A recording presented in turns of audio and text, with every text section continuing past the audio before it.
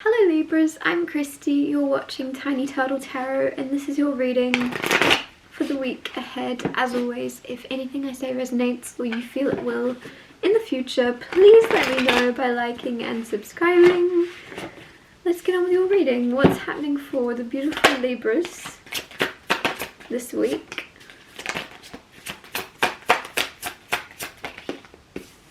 So firstly, you have the Five of Swords, then you have the Six of Swords, then you have the Nine of Pentacles, and the Devil. So as always, I'll talk you through these first and then clarify it and get more out of them. You also have Six of Cups on the bottom, grounding the whole reading, something like returning to a more childlike innocence, or like a feeling of letting your inner child out to play a bit more this week. Firstly, Five of Swords.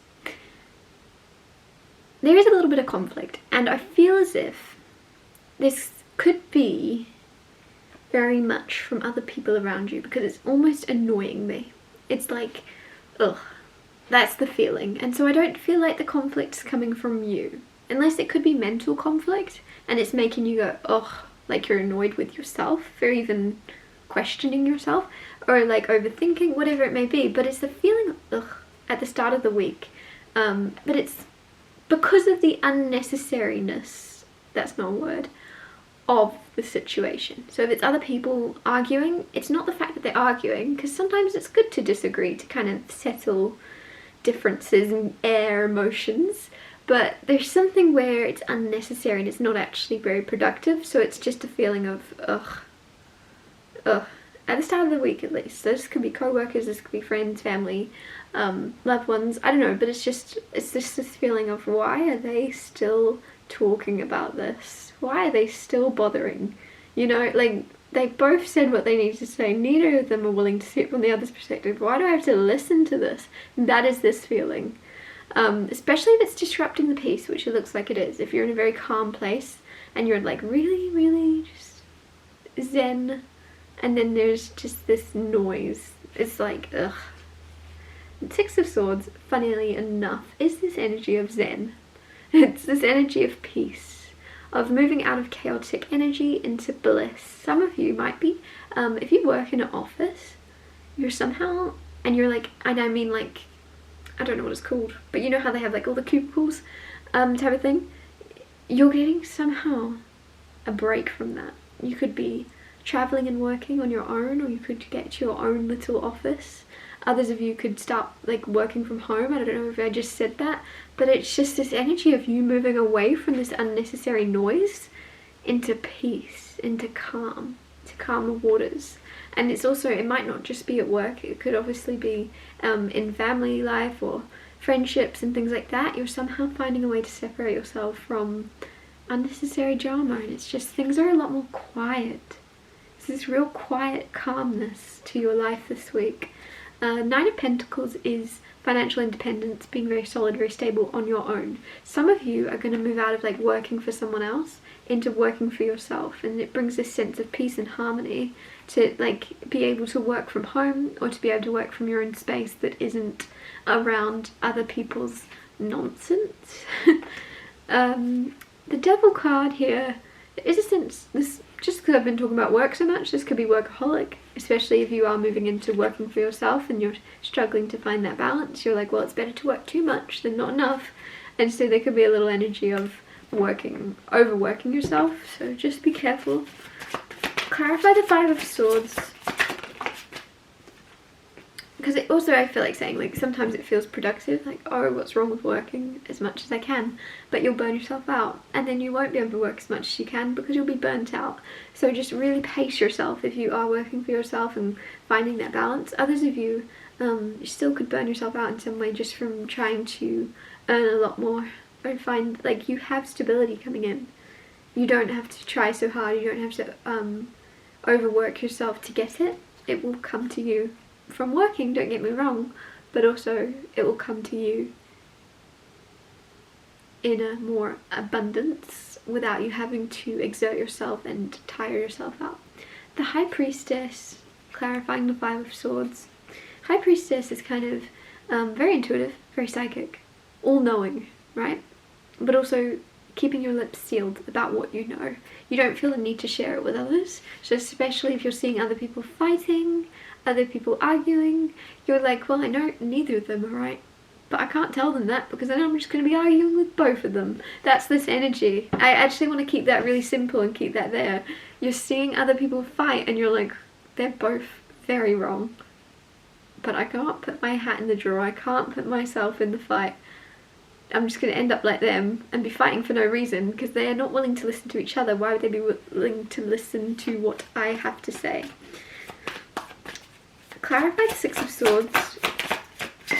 You have the Ace of Swords with the Six of Swords. When everything calms down and you separate yourself from people, it doesn't feel like hermit mode. It just feels like a break. You find peace, you find a break, you find very calm. I can't even emphasize enough the amount of zen energy I'm getting just holding this card.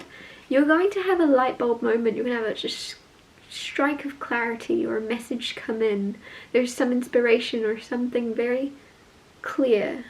Something will become very clear to you, but you have to have that quiet moment, that time alone, that time out, that peace.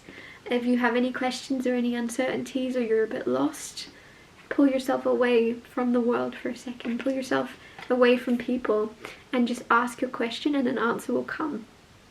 Right? Don't be like, answer me now. Like, what am I supposed to be doing with my life? Give me an answer, universe or God or whatever it is you believe in. It's more like just kind of peacefully put it out there. Where am I supposed to be? What am I supposed to do? And then carry on. And your answer will come to you. Whether it be straight away, often will. Whether it be a sign, whether it be something, just let it come as it comes. You'll find, as long as you put it out there that you want clarity on something, the answer will find you. Clarify the Nine of Pentacles.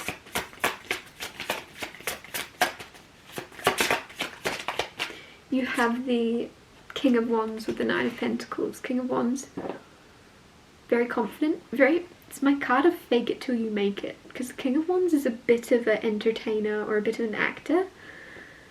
He's very, very entertaining. He's he's a character, okay? The King of Wands is that person, you know, they're funny. They're funny. Sometimes you want them in small increments, right? A bit much. Anyways, with the Nine of Pentacles, there's something with your work or something with a new venture or something new you're starting for yourself independently. It could be like a side hustle, could be a little business, whatever it may be. With the King of Wands, I don't know why I'm getting the energy, at least for women watching, of do it with the confidence of I forget what the saying is. I saw this thing the other day. It was like, whatever you're wanting to do it with the confidence of your average white male. And I'm so sorry, men watching, just ignore what I just said, but it was so true. If you're trying something new, if you're going after something, if you're starting something and you're questioning yourself, you're thinking into it, you're really picking yourself apart at the details, and you're like a bit hesitant, just do it with the confidence of your average white male. And there's just something about trying things with that, just that confidence. I can't even explain it, and you'll know what I mean. And others, men watching, please don't take that the wrong way. There's just something about jumping in and doing it and questioning afterwards whether you're capable. Nah, you're capable. Don't question yourself whether you're capable. Just try it with confidence. Clarify the... Oh, am I even clarifying yet? Yeah, I am. Clarify the Devil card. I just got so lost. Six of Cups. That was on the bottom of the deck to begin with. Six of Cups. Someone returning from the past. Now, I also said, like, there's a state of, like, your inner child, letting your inner child out to play a bit more. But with the Six of Cups here and the Devil, there is some type of toxic entanglement that might try to return into your life, whether that be an ex, whether that be someone you dated and things didn't get off the ground. There is kind of some type of, it could just be a Capricorn with the Devil, but there's someone returning into your life. And it could be an attachment, it could be someone you were overly attached to. I don't know why I keep getting the word victim, so it could just be as simple as it's somebody that often plays the victim in a lot of situations, and it's just going to drain you a bit. So it's almost like sometimes when people return into our lives that we've not seen in a long time, oh my god, I miss them so much. But there's something where it's like, pace yourself, don't overdo it. This person, remember why this person left your life, or remember why you distanced yourself from this person in the first place, if that makes sense. I'm going to wrap your reading up here. Thank you so much for watching. If anything I said resonated or you feel it will in the future, please let me know by liking and subscribing, and I'll see you next Tuesday for Tiny Solitary Tuesdays.